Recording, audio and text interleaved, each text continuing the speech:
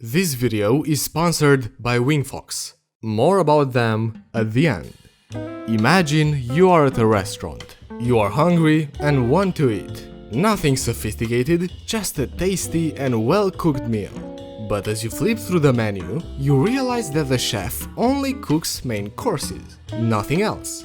No amuse-bouche, no side dishes, zero salads. Desserts? Keep dreaming. Hunger being the best sauce in the world, you are happy with what you can get. In the end, you may say the chef could have been more inventive, but all in all, the experience wasn't necessarily bad. At this point, you might be asking, what does eating at a restaurant have to do with video game design? Patience, little gluttons. The waiter just took your order. If you think about it, creating an assorted menu is quite similar to designing a game. The main course would be the equivalent of the main story. But a special plate cannot be complete without palatable ingredients and spices, just as a good story needs spiffing characters and clever twists. A good wine or a fine brandy? That's art direction and graphics. More brandy? You already hear music.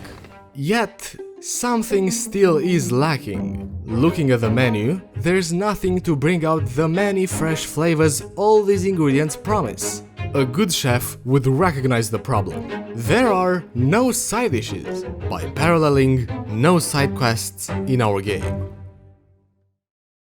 In June 1988, the RPG Pool of Radiance was released, marking a very important moment in the history of its genre. It was among the very few games at that time to make use of a system which is now an intrinsic element of role-playing games. This feature, decades later, turns out to be a very smart solution to a difficult design conundrum. As games have become more and more complex, inescapably so have their stories, to the point that very thick books could be written to cover the entire narrative, each character, and every bit of lore. Could one fit all of this into a single story? In doing so, all that clutter of information would lead to a blockage of narrative flow. That's not feasible. A solution would be to remove the non-essential parts. Not all games need that much complexity, but it must be done with great care and finesse. Otherwise, you risk losing significant details, and that would be unfortunate. Another fix could be to simply put all the information on a platter for the player to read freely. Though this also won't work. There would be no effort and minimal autonomy, at which point you might as well write a book. What we need is to marry both gameplay and story without sacrificing either. The answer comes from Pool of Radiance. Nearly 30 years ago, it pioneered a certain narrative structure rooted in the first edition of Advanced Dungeons & Dragons. The campaign might grow slowly, or it might mushroom. Be prepared for either event, with more adventure areas and the reasons for everything which exists and happens. Or, in short, what we now call non-linearity. When neatly veiled, it takes the shape of side quests, which is what Pool of Radiance did. Back then, the scope of side quests was relatively small, but their potential grew exponentially once games and stories became more intricate. Nowadays, they are a multifaceted device, with uses far beyond what Pool of Radiance had in mind. The simplest can be used to expose players to the fictional universe of the game, and to maintain curiosity about the environment where events happen.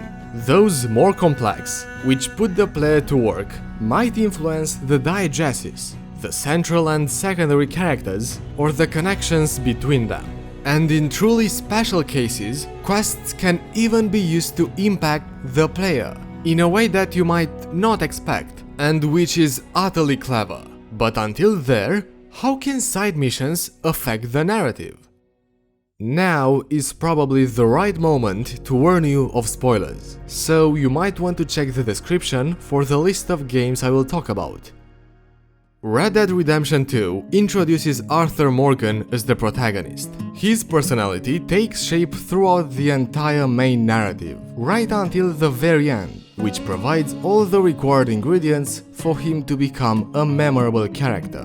But that narrative alone paints an incomplete picture of Arthur. His designers envisioned him as more than a simple outlaw, with a strong jawline, cold as a stone, and just as expressive. So they gave him a new dimension by creating a whole history for him. But to cramp all of it into the main action makes no sense and could puzzle the player. To throw it away would leave the character incomplete, which is what they wanted to avoid. What did they end up doing? Well, for example, they decided to create a short but meaningful quest chain about Arthur's love life. Many years before the main story, Arthur was deeply in love with Mary Linton, with whom he was together for a while. Even after breaking up, he still had feelings for her. During his pursuit of freedom as an outlaw, despite losing track of her, Arthur has the chance to meet Mary again. On 2 occasions, she asks Arthur for help to get her family out of trouble. Although the beginning of each mission is integrated into the main story, they are practically 2 side quests, because continuing them is left at your discretion. But both times, before letting you make a choice, the designers employ a little trick to tip the scales in favor of accepting the task. They tell a short story about the relationship between Arthur and Mary, about their feelings and the reasons for parting ways. And so, your curiosity is tickled and the quest can begin. These 2 errands reveal funny and endearing moments with the former couple. You learn that both still have feelings for each other. You get to know why they broke up, the same why which prevented them from being together again. But more important, you have the chance to discover another side of Arthur Morgan, which you wouldn't find out about otherwise. Seeing these encounters with the love of his life bringing him a drop of happiness, you understand Arthur genuinely believed in loyalty as a principle. You know, all that ever mattered to me was loyalty. It's all I knew. It's all I ever believed in. Though perhaps he would rather have been loyal to a real family, to a beloved wife and an adored son. I had a son. He passed away. I had a girl who loved me. I threw that away.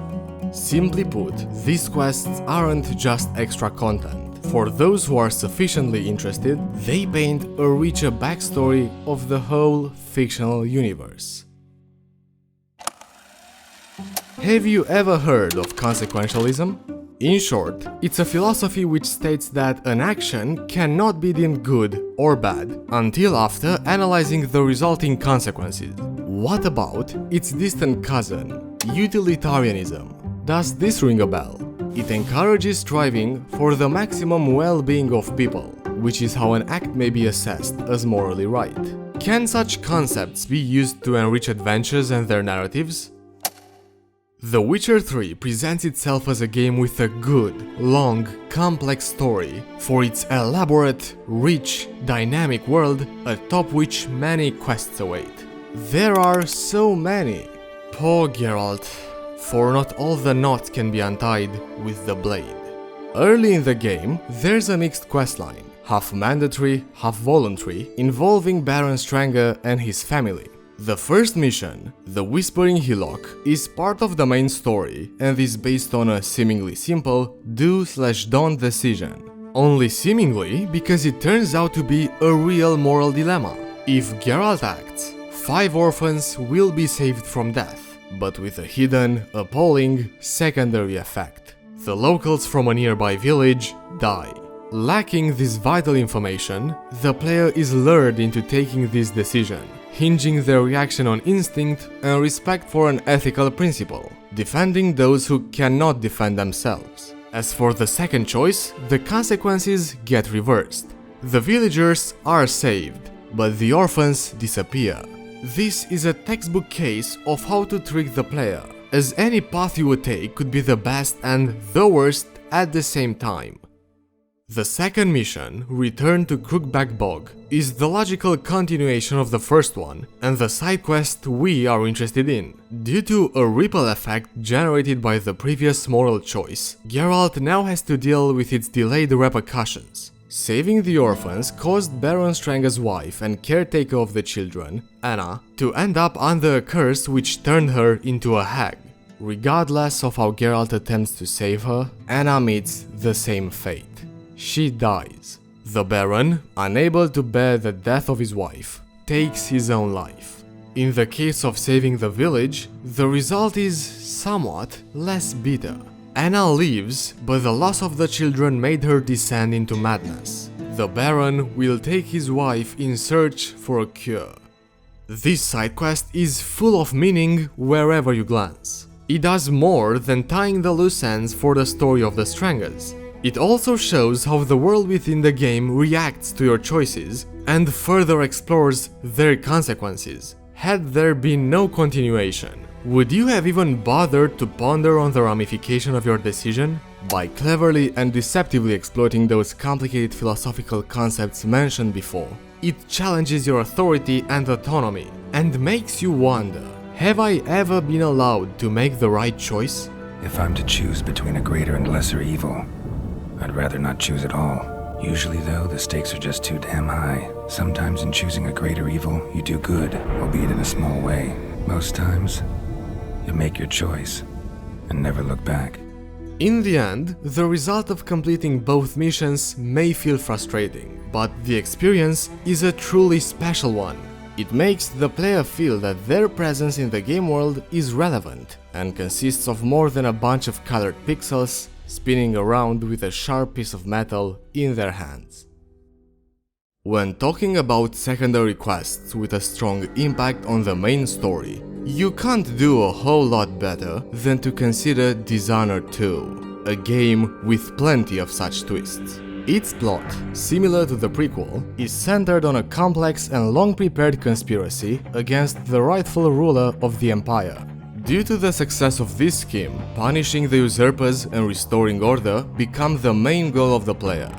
This time, however, compared to the initial Dishonored, the ending is no longer influenced only by the chaos level resulting from how peacefully or bloodily you play. The fate of the island of Serkonos, where the action primarily takes place, is now also dictated by side quests, one of which is located within the Dust District. This area contains an interesting story related to finding the key code to a manor owned by one of the conspirators. The control over the district is divided between the Howlers, a local gang led by Paolo, and the Overseers, a religious military faction under the authority of Vice Overseer Byrne. Clearly, those two are at war, and either of them would do anything to see the other dead. This conflict may be useful. Both leaders can help you achieve your goal in exchange for a small favor. Eliminate the opponent. You can do that, or you can eliminate both. Or even better, steal the needed code and go about your business, letting them fight each other. All these options are at your disposal. But be careful, for any of these choices has consequences and might affect the very conclusion of the game.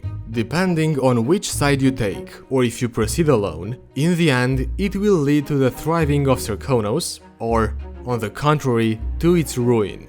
Admittedly, there are more ingredients, some of which aren't optional, that season how bright or dark the epilogue becomes. In one ending, either the thug or the overseer might alone rule Serkonos. In another ending, they may form a whole council, along with other people whom you meet all throughout your mission to save the Empire. But regardless of how it all ends, your choices in this side quest matter. The accent is on significance and freedom. In fact, the latter is an essential aspect in the complicated world of Dishonored, aspect to which I'll get back later, as it's one of those special cases I mentioned. But overall, that's what I call more refinement for the main story. However, everything I have said so far has a hefty warning sign drawn on it. As beneficial as side quests can be, it's not rare for designers to misuse them and transform what's supposed to be engaging, suggestive and meaningful into dull, rote and tedious work. Side quests can and should provide players with captivating narratives which expand the game's universe one way or another, even if they are... silly. Otherwise, all that potential fun becomes a chore. Take, for example, the Dark Brotherhood questline in Skyrim. This one has you being kidnapped, joining an assassin organization, killing for money, and hiding in a coffin, to name a few events. Conversely, you can choose to destroy the Brotherhood from the very beginning, permanently locking you away from entering it. This questline, or better called episode, works so well thanks to its depth and unique circumstances in which it puts the player, in addition to being consequential for the rest of the game.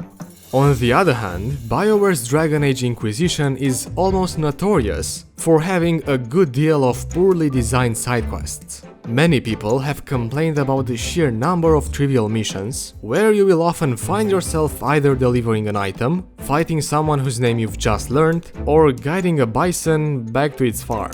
How thrilling. Other games might simply not need quests alongside the central story, where the action is fast-paced and the unfolding of events does not leave room for the player to enjoy the view. A side quest, even a well-intentioned one, could be perceived as something bizarre or as a waste of time. Imagine Soap ditching Captain Price in the middle of a mission to help a damsel in distress because he wants to earn some fancy badge. Cheeky bastard. Another caveat is forcing players to complete side quests, at which point you can hardly call them so anymore.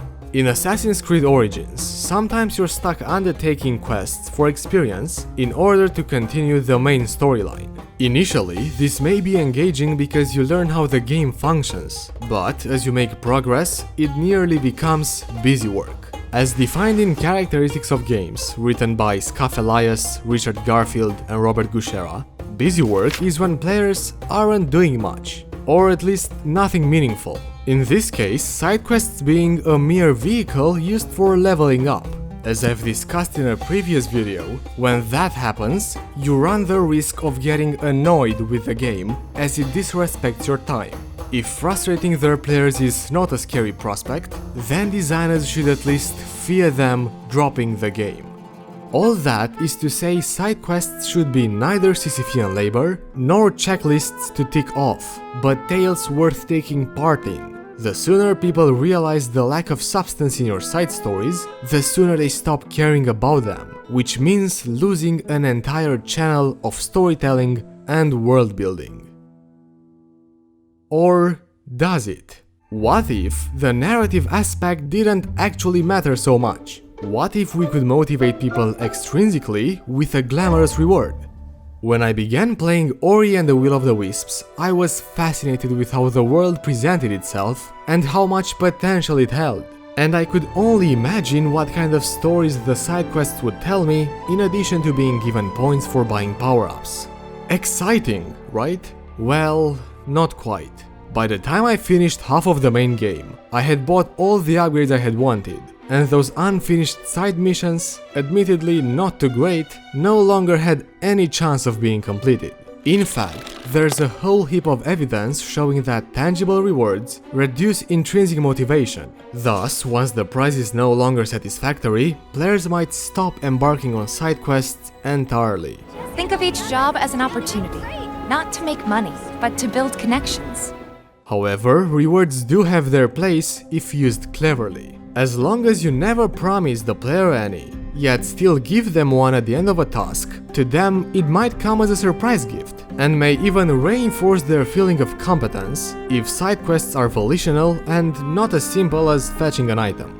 In Horizon Zero Dawn, besides a small, immediate reward, some missions also have a secret cumulative bonus that determines which NPCs will aid you in the final quest. In another case, promising and revealing the payoff beforehand can prove useful. Receiving weapon blueprints, utilities and money after a job well done in Dying Light makes sense contextually. After all, you wouldn't risk being eaten by a zombie for a few pennies, would you? In that universe, rewards are logical and add to the game's veracity.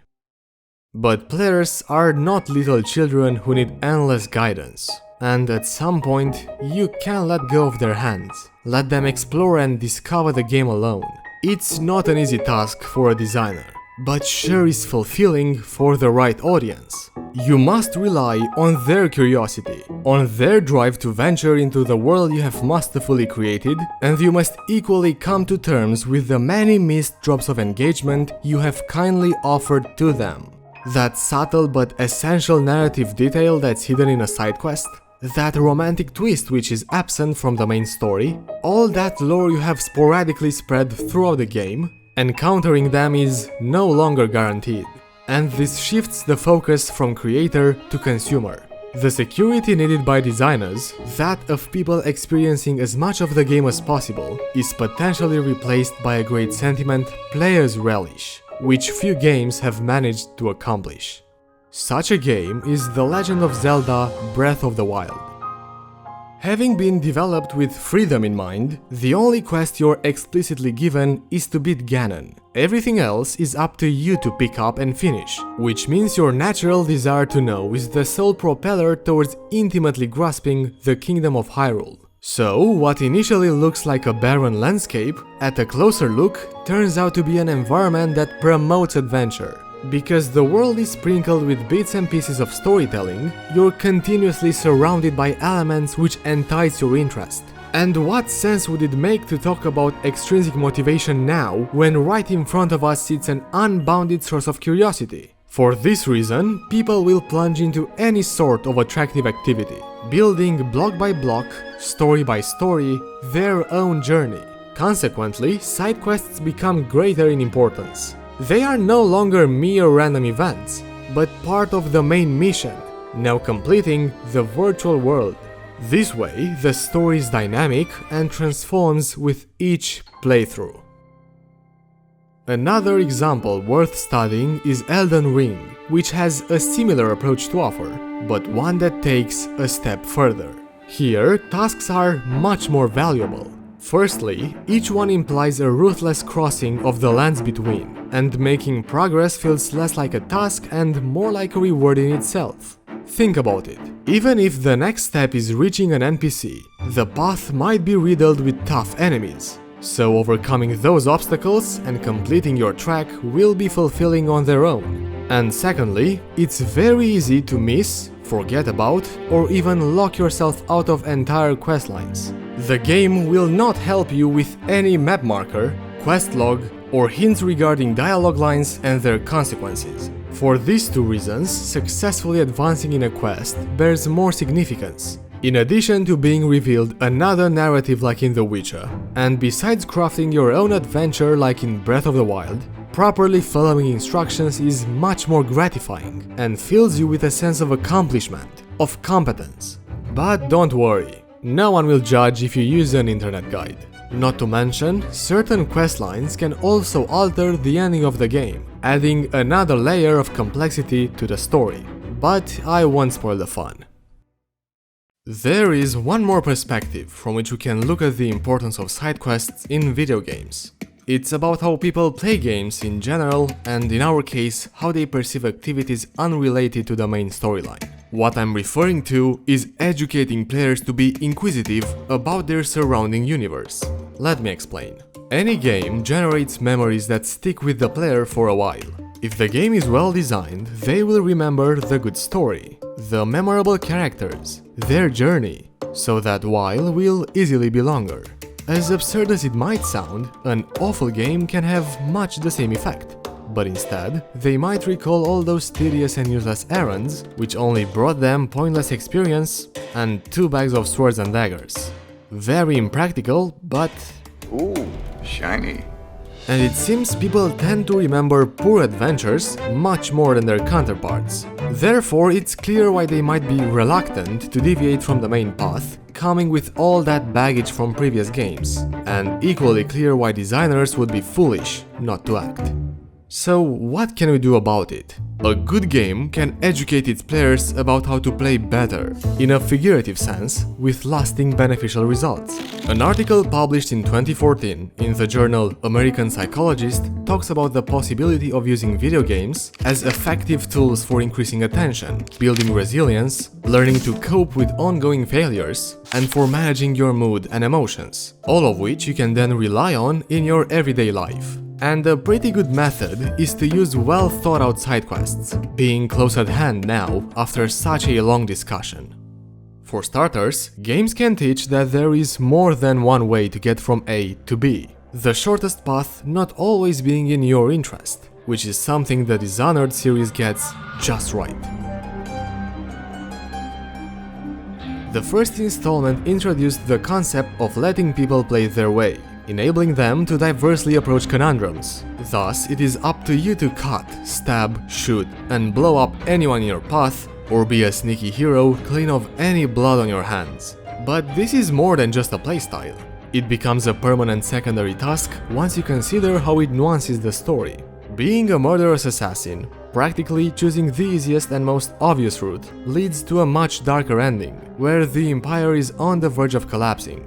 Not only that, but for people playing this way, which is only supposed to fulfill the power fantasy, the experience ends up feeling like any other hack and slash game. Granted, it was fun, but it misses Dishonored's essence and beauty. Conversely, if you assume a stealthier slant, explore each level for clues, and neutralize enemies non-lethally, the story turns out to be much richer, more meaningful, and with many implications otherwise hidden. You'll interact more intensely with the fictional environment of Dunwall. You'll find out more about only seemingly dull characters. You'll get hugely relevant details about your enemies, and by not cutting, shooting or blowing up almost everyone and everything, you will be able to influence the unfolding of the story, the development of all the main characters, and even your evolution as a player. In fact, this is the game's reward for completing the task properly. At its core, it teaches you to think outside the box, to rid yourself of short-sightedness. What Dishonored also specializes in is encouraging players to wander. In the first mission, while traversing the sewers, you find a safe. Naturally, you wouldn't want to leave its goods there unattended, but to open it, you need a code. A note cryptically tells you where to look for it. Got it? This is, in a sense, the simplest type of side quests the game makes available. Find information and make use of it. But this little episode isn't about a simple save stashing a few coins. It subtly communicates that, from now on, your imagination and curiosity will be put to work. It sort of tells you, hey, you, be on the lookout for this kind of thing, because various narrative details will be provided through letters, excerpts from books, audio recordings, even eavesdrop dialogues. And from time to time, it nudges you again as a reminder, with codes hidden on notes, scattered on paintings, or kept secret by NPCs. But Dishonored is not based on this level of simplicity alone. You will face real side missions too. Some have a significant impact on the story and characters. Others are just helping elements, which give a better picture of the in-game world.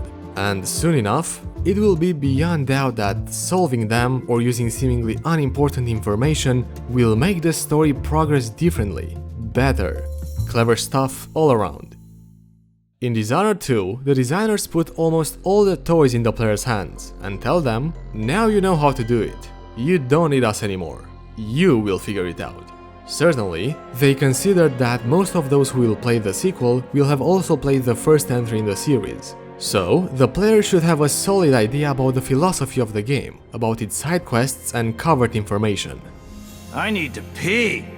Does this tell us the game has succeeded in educating its players to be more inventive? Indeed, I believe so.